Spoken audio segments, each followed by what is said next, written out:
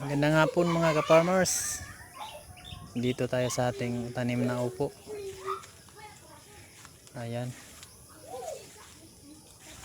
Dahil sa init ng panahon, wala nang ulan. Wala nang ulan ay kaya ayan.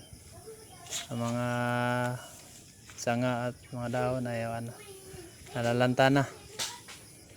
Malapit na mag-retire ang ating tanim na upo. Pero may bunga pa naman. Kunti. Maka-harvest pa tayo bukas. Yan, may mga maliliit pa. Ayan, yung malaki. So, mayroon pa konti. So, yun lang. Salamat sa panonood. God bless po.